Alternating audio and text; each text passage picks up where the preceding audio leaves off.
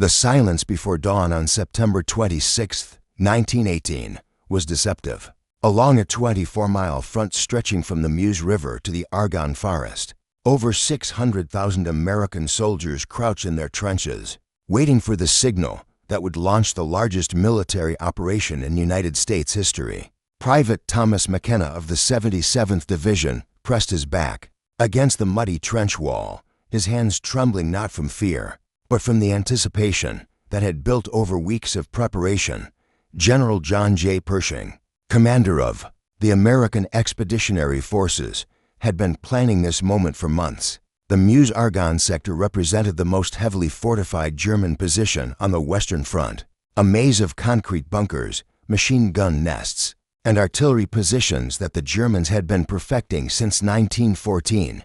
The Hindenburg Line, as it was known, was considered impregnable by many military strategists. At exactly 5:30 in the morning, the earth erupted in thunder. 2,700 American artillery pieces opened fire simultaneously, creating the largest artillery barrage in American military history. The sound was so intense that soldiers 20 miles away could feel the ground trembling beneath their feet. McKenna watched as the horizon lit up like a deadly sunrise, shells screaming overhead toward German positions that had seemed untouchable just moments before. The barrage lasted for 3 hours, pulverizing German defenses and announcing to the world that America had arrived in full force. When the guns finally fell silent, the eerie quiet that followed seemed almost supernatural. Then came the whistle blasts, sharp and urgent, cutting through the morning mist like knives. Over the top, Lieutenant Colonel William Donovan of the 1st Division shouted, his voice barely audible above the ringing in everyone's ears. Across the front, hundreds of thousands of doughboys climbed out of their trenches and began their advance across no man's land. The sight was both magnificent and terrifying, wave after wave of American soldiers moving forward. Like a khaki-colored tide. The German response was swift and devastating. Machine guns that had survived the artillery barrage opened fire from hidden positions, their deadly chatter mixing with the screams of wounded men. Gas shells began falling among the advancing Americans, forcing them to don their masks while continuing their assault. The carefully planned advance quickly devolved into chaos as units became separated in the dense fog and smoke. McKenna found himself running through a nightmare landscape of shell holes and barbed wire, his rifle clutched tightly in his hands. To his left, he saw Sergeant Murphy from Boston fall to his knees, blood spreading across his uniform. To his right, the entire 3rd Squad disappeared in a cloud of smoke and debris as a German shell found its mark. Despite the carnage, the Americans pressed forward with a determination that surprised even their own commanders. The 1st Army, under General Hunter Liggett, had been training for this moment, and their preparation showed.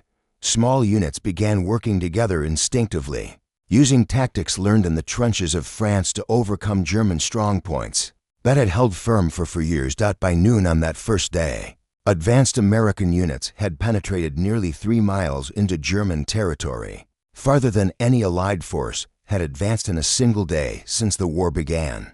But the cost was already becoming apparent. Casualty reports flooding back to headquarters spoke of thousands of wounded and hundreds of dead. As night fell on September 26th, both sides prepared for what everyone knew would be a prolonged and bloody struggle. The Americans had achieved their initial objectives, but the real test lay ahead in the dense forests and fortified hills that stretched toward the vital German supply lines. Dawn on September 27th brought no relief to the exhausted American forces. The Argonne forest, a dense woodland that had become synonymous with death, loomed ahead like a green wall of terror. Captain James Hartford of the 77th Division studied his maps by candlelight in a captured German bunker, knowing that the trees ahead concealed some of the most sophisticated defensive positions ever constructed. The forest itself was a natural fortress. Decades of careful German preparation had turned every ridge, ravine, and clearing into a killing field. Machine gun nests were positioned with overlapping fields of fire, connected by a network of trenches and communication tunnels that allowed German defenders to appear and disappear like ghosts. Artillery observers hidden in the canopy could direct devastating fire with pinpoint accuracy. Major Charles Whittlesey led his battalion of the 77th Division into the forest's depths, following what appeared to be a gap in German defenses. His men moved carefully through the undergrowth, every shadow potentially concealing an enemy position. The silence was unnerving. No birds sang in these woods, and even the wind seemed muted by the dense canopy overhead. The attack began well. Enough American forces, fighting with the ferocity that would become legendary, pushed deep into German positions throughout the morning. The 1st Division captured the village of Cantigny, while the 26th Division advanced through the eastern sections of the forest. Reports reaching General Pershing's headquarters spoke of steady progress and German withdrawal. But the Germans were far from beaten. Crown Prince Ruprecht of Bavaria, commanding German forces in the region, had prepared a defense in depth that would make every American yard gained cost dearly. As American units advanced deeper into the forest, they found themselves increasingly isolated and vulnerable. According to military historian Edward Lengel's analysis into Conquer Hell, the Meuse, Argonne, and the Great War, the German defensive strategy relied on allowing American forces to advance into carefully prepared kill zones before launching coordinated counterattacks. By afternoon, the situation had become critical.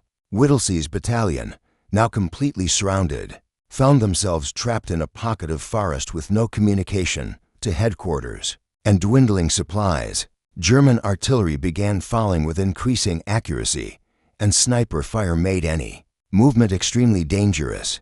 The men who would later be known as the Lost Battalion had walked into a carefully prepared trap. Sergeant Alvin York of the 82nd Division found himself facing a different kind of challenge, leading a small patrol through a section of forest that maps showed as lightly defended.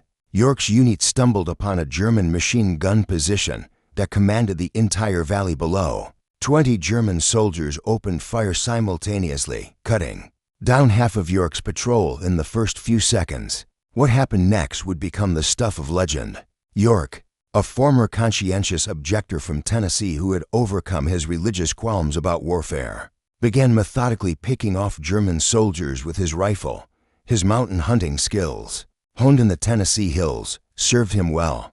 In this deadly forest environment, one by one, German defenders fell to his accurate fire. When a German officer led a bayonet charge against York's position, the Tennessean calmly drew his pistol and shot down the attackers in rapid succession. By the time the action was over, York had killed 25 German soldiers and captured 132 others, along with 35 machine guns. The first week of October brought torrential rains that turned the forest floor into a quagmire.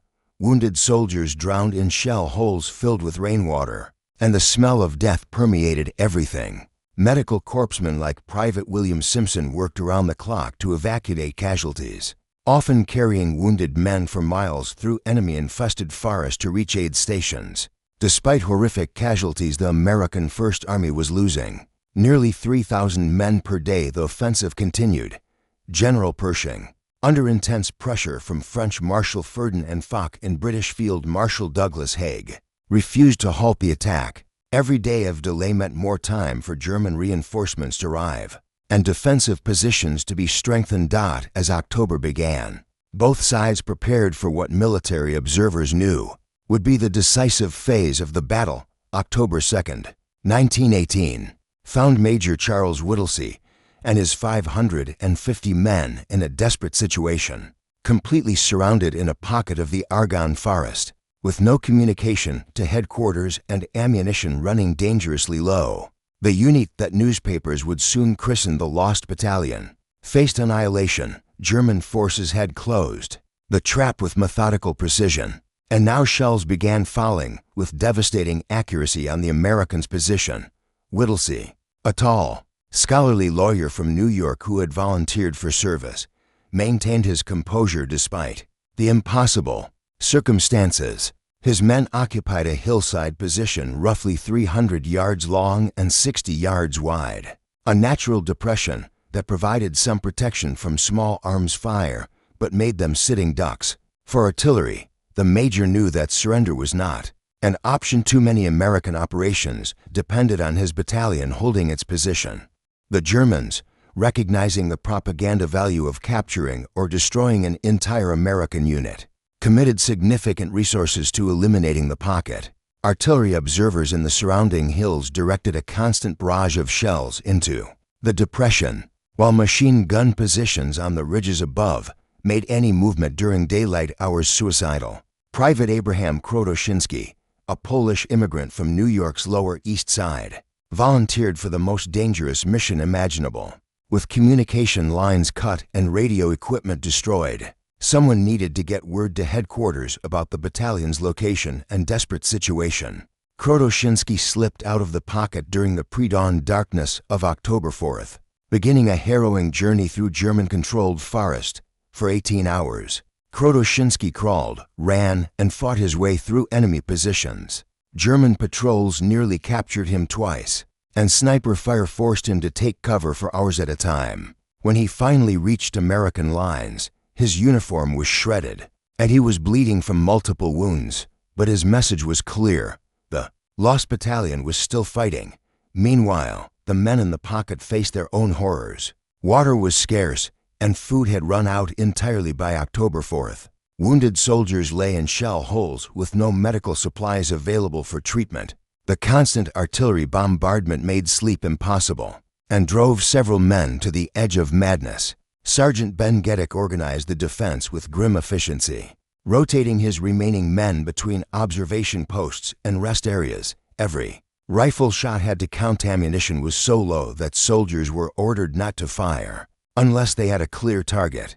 The Germans, sensing weakness, began probing attacks to test American resolve. The most devastating moment came on October 5th when American artillery, finally responding to Krotoszyński's message, began falling on the pocket itself. Friendly fire rained down on the already battered survivors, killing and wounding men who had survived for days of German attacks.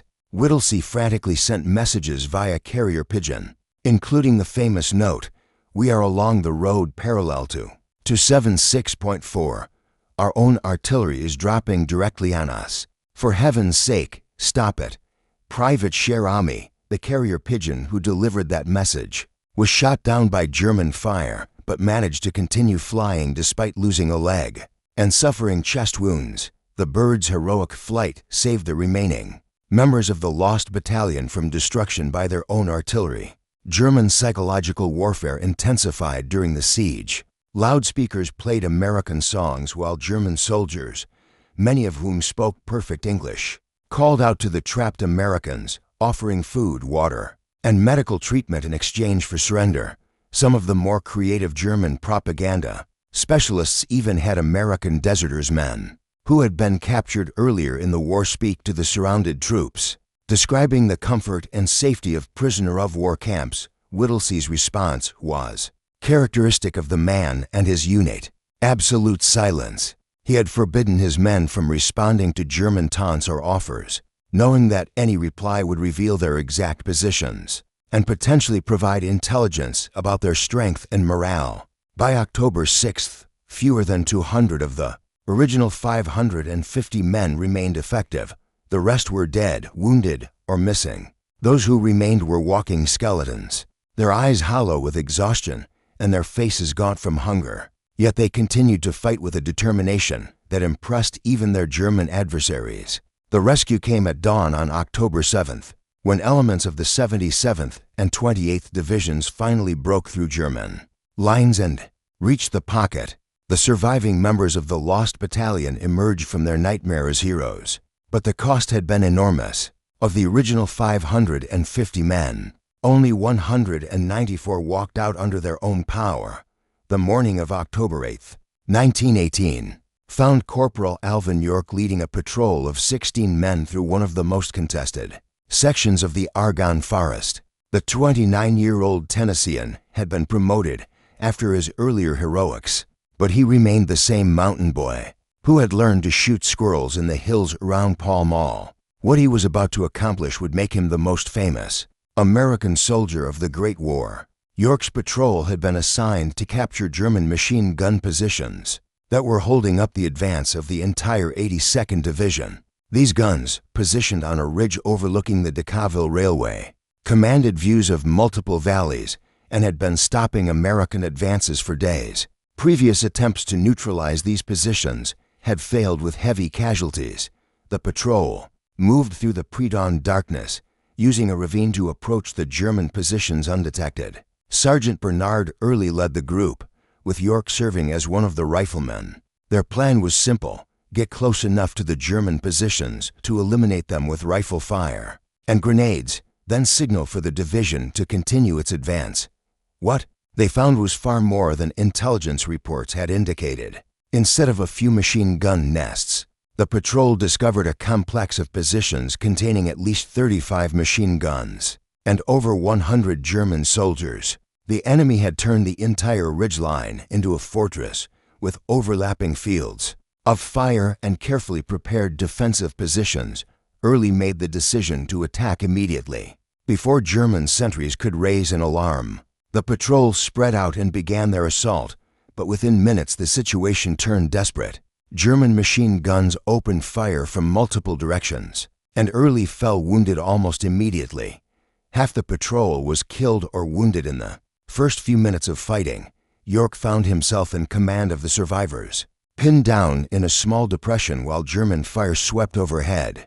The mountain man from Tennessee assessed the situation with the calm calculation of an experienced hunter. He could see the German positions clearly now. They were ranged in tiers up the hillside, with the machine guns positioned to cover different approaches. What happened next demonstrated why York had been such a successful hunter in the Tennessee mountains.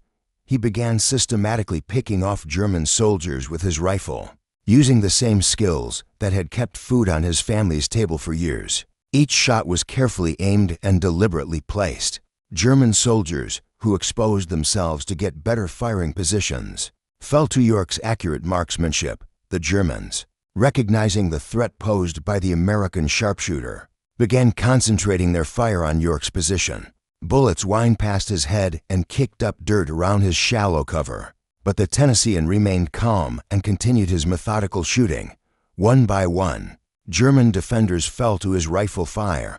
When German soldiers attempted to outflank his position, York switched to his pistol with deadly effect. His years of hunting had taught him to make every shot count, and his marksmanship with both rifle and pistol was extraordinary. German officers, watching their men fall to this single American soldier, began to realize they were facing something unprecedented. Lieutenant Paul Vollmer, commanding the German position, finally decided that continuing the fight was hopeless. With most of his men dead or wounded and his position untenable, he approached York with a white flag. The conversation that followed became part of American military legend. "American, how many are you?" Vollmer asked in broken English. "Plenty," York replied, though in reality only 7 of his original patrol remained effective. Vollmer, impressed by York's marksmanship and convinced that he faced a much larger force, agreed to surrender his entire command.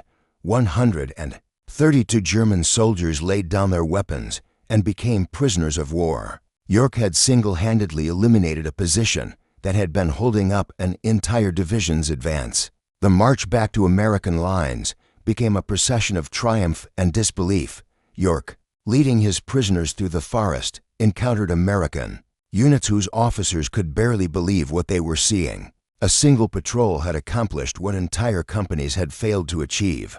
Military historian Douglas Mastriano, in his detailed analysis Alvin York, a new biography of the hero of the Argonne, notes that York's actions eliminated 25 German soldiers and captured 132 others, along with 35 machine guns, in a single engagement. General John J. Pershing himself interviewed York after the action, struggling to understand how one man had achieved such remarkable results. York's explanation was characteristically modest. "I just couldn't miss. The mountain boy's hunting skills, transferred to warfare, had created one of the most extraordinary individual achievements in military history." The capture of the German positions opened up the entire sector for American advance. The 82nd Division, no longer pinned down by machine gun fire, pushed forward rapidly. York's actions had eliminated a bottleneck that might have cost hundreds of American lives. And days of precious time, October 10, 1918, marked the beginning of the final phase of the Meuse-Argonne offensive. After 2 weeks of brutal fighting that had cost the American First Army over 100,000 casualties, General John J. Pershing faced a crucial decision. The German defensive positions known as the Hindenburg Line still blocked the path to victory, but American forces were exhausted, depleted, and in some cases demoralized. The Hindenburg Line represented the culmination of German defensive engineering. Built over 4 years of war, it consisted of multiple layers of trenches, concrete bunkers, artillery positions, and machine gun nests that extended for miles behind the front lines. German military engineers had used every lesson learned from years of fighting to create what they believed was an impregnable barrier. Lieutenant General Hunter Liggett, recently placed in command of the First Army, brought fresh perspective to the stalled offensive. Unlike Pershing, who favored direct frontal assaults, Liggett understood that the Hindenburg Line required more sophisticated tactics. He ordered a 2-week pause to reorganize his forces, bring up fresh divisions, and develop a coordinated plan of attack. The pause allowed American forces to address critical supply problems that had plagued the offensive. From its beginning, roads through the devastated battleground had become impassable, leaving front-line units without adequate ammunition, food, or medical supplies. Engineer battalions worked around the clock to repair infrastructure and establish supply lines capable of supporting a renewed offensive. Captain Harry Truman of the 129th Field Artillery Regiment used the respite to train his battery in the precision firing techniques that would be crucial for breaking German defenses. The future president, serving as an artillery officer, had already distinguished himself in earlier fighting, but he knew that the upcoming assault would require unprecedented coordination between artillery, infantry, and air support. German commanders were not idle during the American pause.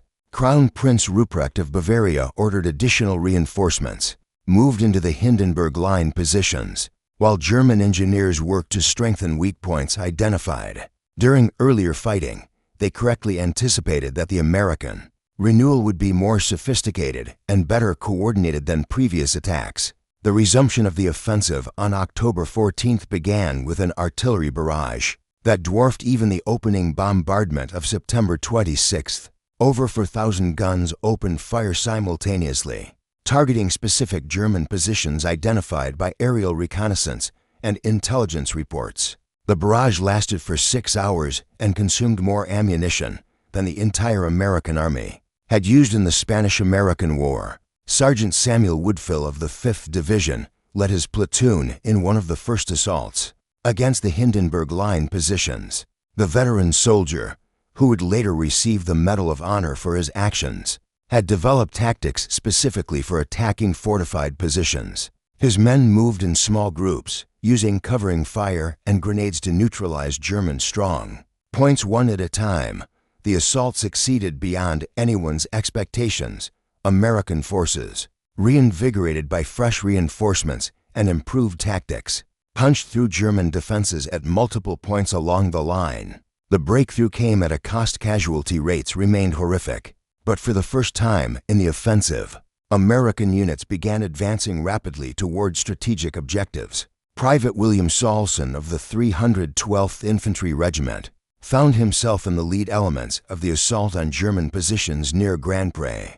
The immigrant soldier from New York had enlisted despite his family's objections, and now he was among the first Americans to breach the legendary Hindenburg Line. The moment represented not just military success, but vindication of America's decision to enter the war. By October 16th, American forces had advanced over 10 miles in some sectors, the fastest sustained advance of the entire offensive.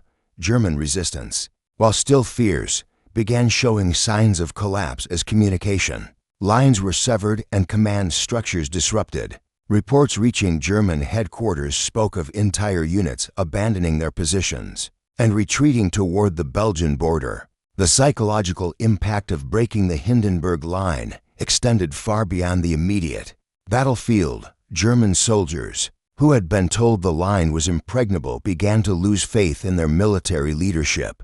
Discipline problems increased, and desertion rates soared as word of the American breakthrough spread throughout German forces. American morale, in contrast, soared to new heights. Units that had been mauled in earlier fighting found new energy as they realized they were participating in a potentially war-winning offensive. Letters home spoke of renewed hope and confidence that the war might end soon. According to the official U.S. Army Center of Military History records, the breakthrough of the Hindenburg Line positions between October 14th and 18th, 1918, represented the turning point of the entire Western Front campaign. General Erich Ludendorff, the German Army's chief strategist, recognized the implications immediately. In his communications to Kaiser Wilhelm II, he acknowledged that German military resistance was collapsing and that negotiations for an armistice should begin immediately. The American breakthrough had achieved what for years of Allied attacks had failed to accomplish. As October ended, American forces found themselves advancing against increasingly disorganized German resistance. The road to final victory was opening, but the cost had been enormous. The question now was whether German collapse would come soon enough to prevent further massive casualties. November 1st, 1918, found American forces poised for what everyone sensed would be the final phase of the Meuse-Argonne offensive. After 6 weeks of the bloodiest fighting in American military history, the German army was in full retreat across the entire Western Front. General John J. Pershing, despite pressure from European allies to halt the offensive, ordered his exhausted troops to maintain their advance until German resistance collapsed completely. The transformation in German military capability was dramatic and unmistakable. Units that had fought with desperate courage for over a month were now surrendering in large numbers or simply abandoning their positions without orders. Captain Eddie Rickenbacker, America's leading fighter ace, reported from his aerial reconnaissance missions that German supply columns were streaming northward in chaotic retreat. Lieutenant Colonel George S. Patton, Jr., commanding tank operations for the First Army, seized the opportunity to demonstrate the potential of mechanized warfare. His tanks, previously limited by the dense forest and fortified positions, could now exploit the breakthrough and pursue retreating German forces across open terrain. The future World War II general was already developing the aggressive tactics that would later make him famous. The town of Sedan became the ultimate objective for American forces. This strategic railway junction had been in German hands since the early days of the war, and its capture would cut the primary supply line for German forces across the region. More importantly, Sedan held symbolic significance. It was here that the French army had surrendered to German forces. In 1870, beginning the Franco-Prussian War, competition between American divisions to be first into Sedan created dangerous confusion as units raced northward. The 1st Division, proud of its reputation as the finest American unit, pushed its men to the limits of endurance to reach the town first. Meanwhile, the 42nd Division, known as the Rainbow Division and containing National Guard units from across America, was equally determined to claim the honor. Private Henry Johnson of the 369th Infantry Regiment, part of the 93rd Division, experienced the offensive from a unique perspective. His unit, composed primarily of African American soldiers, had been assigned to fight alongside French forces due to American military segregation policies. Despite facing discrimination from their own army, these soldiers fought with exceptional courage throughout the campaign. The pace of advance accelerated dramatically as German resistance crumbled. Units that had measured progress in yards for weeks were now advancing several miles per day. Supply lines struggled to keep pace with the rapidly moving front, leading to ammunition shortages and logistical chaos, but morale remained high as victory seemed within reach. German civilians, caught in the path of advancing American forces, fled northward in growing panic. Many had lived under German occupation since 1914 and viewed the approaching Americans as liberators. Others, influenced by German propaganda about American brutality, feared the worst. The reality of American occupation proved far more benign than German civilians had been led to expect. On November 6, Advanced elements of the 1st Division entered Sedan to find the town largely abandoned by German forces. The symbolic importance of the moment was not lost on American commanders, who understood that they had avenged France's defeat of nearly 50 years earlier. The French government, in a gesture of reconciliation and respect, requested that French forces be allowed to participate in the liberation ceremony. Military historian Edward Kaufman notes in The War to End All Wars that the American capture of Sedan effectively ended German ability to maintain organized resistance on the Western Front. Meanwhile, negotiations for an armistice were proceeding rapidly in various European capitals. Kaiser Wilhelm II had abdicated on November 9th, and the new German government was desperately seeking terms that would end the fighting. Before complete military collapse occurred, German delegates were already traveling to meet with Allied representatives in Marshal-Verdun and Fox railway car in Compiègne Forest. The irony was not lost on General Pershing that his forces were achieving their greatest successes, just as negotiations were ending the war. After weeks of brutal fighting for minimal gains, American units were now advancing so rapidly that they were outrunning their own supply lines. German resistance had evaporated almost overnight as news of the Kaiser's abdication spread through enemy forces. Private First Class James Bethel Gresham, who had been among the first American soldiers to die in combat in France over a year earlier, had been buried in a small cemetery near the front lines. As American forces advanced through the area where Gresham had fallen, his grave became an informal shrine for passing soldiers who understood they were completing the mission that had cost their comrade his life. The final German stronghold in the Meuse-Argonne sector fell on November 10th, just hours before word arrived that an armistice had been signed. American casualties for the entire offensive would eventually total over 120,000, making it the costliest battle in American military history. But the strategic objectives had been achieved. German military power was broken, and the war was effectively over. As November 11th dawned, soldiers on both sides waited for 11 o'clock, the moment when the guns would finally fall silent. After 4 years of unprecedented carnage, November 11th, 1918, began like any other day of the war for the soldiers in the trenches along the Meuse-Argonne front. Artillery exchanges continued through the early morning hours, and patrol activities proceeded normally. Most front-line troops remained unaware that an armistice had been signed in Marshal-Verdun and Fox railway car in Compiègne Forest. At 5 o'clock that morning, scheduled to take effect at 11:00 clock. Word of the ceasefire reached American headquarters before dawn, but communication to front-line units proved challenging. Many telephone lines had been cut by artillery fire, and radio equipment was still primitive and unreliable. Staff officers raced through the trenches with written orders, but some units continued fighting simply because they had not received official notification. Sergeant Jesse James of the 102nd Infantry Regiment received the ceasefire order at 9:30 that morning. The veteran soldier, who had survived 6 weeks of the most brutal fighting in American military history, found it difficult to believe that the war would simply end by proclamation. After so many months of constant danger, the concept of silence seemed almost impossible to comprehend. The psychological impact of the approaching ceasefire varied dramatically among soldiers. Some experienced euphoria at the prospect of survival and eventual return home.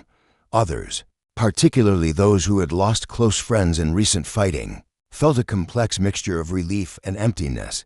Many soldiers had become so accustomed to the routine of warfare that the prospect of peace seemed more frightening than familiar. Captain Harry Truman ordered his artillery battery to cease firing at exactly 11 o'clock. Not a moment before or after, the future president understood the historical significance of the moment and wanted his men to remember that they had fired some of the last American shots of the Great War. His battery had participated in the offensive from the beginning, and Truman felt a deep sense of satisfaction at having contributed to the final victory. As 11 o'clock approached, an eerie quiet began settling over the battlefield.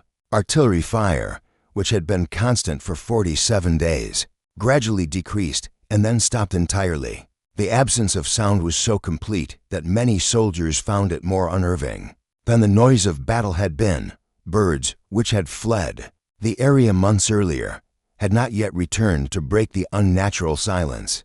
Private First Class Henry Gunther of the 313th Infantry Regiment became a tragic footnote to history when he was killed in action at 10:59. Just 1 minute before the armistice took effect, Gunther, a German-American from Baltimore who had faced suspicion and discrimination because of his ancestry, had been trying to prove his loyalty throughout the war. His death so close to the war's end epitomized the senseless waste that had characterized the entire conflict, according to records maintained by the American Battle Monuments Commission. Henry Gunther was officially recognized as the last American soldier killed in World War I. Lieutenant General Hunter Liggett, commanding the First Army, marked the moment of ceasefire with a simple entry in his diary, 11 o'clock, November 11th, 1918. The guns are silent. The understated notation captured the profound relief felt by commanders who had sent hundreds of thousands of men into battle. Over the previous 6 weeks, across the front, soldiers emerged cautiously from their trenches, uncertain whether the silence would hold. Many expected German artillery to resume firing at any moment, and some American units maintained combat readiness for hours after the official ceasefire. The transition from war to peace proved psychologically difficult for men who had lived with constant danger for so long. German soldiers, equally stunned by the sudden silence, began appearing in no man's land with white flags and surrender documents. Many German units had been preparing for a final desperate defense, and the armistice came as a relief to soldiers who understood that continued resistance would only increase the casualty count without changing the war's outcome. The immediate aftermath of the ceasefire brought unexpected challenges. Medical Corps personnel, who had been overwhelmed by casualties throughout the offensive, now faced the massive task of evacuating wounded soldiers and treating men who had been fighting with untreated injuries for weeks. Field hospitals that had operated under combat conditions suddenly found themselves dealing with psychological casualties as the stress of battle gave way to shell shock and exhaustion. General John J. Pershing, despite his satisfaction at achieving victory, understood that the cost had been enormous. American casualties in the Meuse-Argonne offensive totaled over 126,000 killed, wounded, and missing. The price of victory had been paid in blood by farm boys from Iowa, factory workers from Detroit, and immigrants from New York's Lower East Side who had proven their loyalty on foreign battlefields. As word of the armistice spread beyond the immediate battle zone, celebrations erupted in cities across America and Europe. In Paris, crowds danced in the streets. In New York, ticker tape parades began spontaneously as news of Germany's surrender reached American shores. But in the trenches of the Argonne forest, exhausted soldiers simply sat in stunned silence, trying to comprehend that they had survived. The Meuse-Argonne offensive had achieved its strategic objectives completely. German military power was broken, the Hindenburg Line had been shattered, and enemy forces were in full retreat across the entire Western Front. More importantly, the offensive had demonstrated that American military forces could fight effectively in large-scale European warfare, establishing the United States as a major world power. The silence that settled over the battlefield at 11 o'clock on November 11th, 1918, marked the end of the war to end all wars and the beginning of a new chapter in world history. The boys who had gone to France to make the world safe for democracy were coming home as men, forever changed by their experience in the hell of the Argonne forest.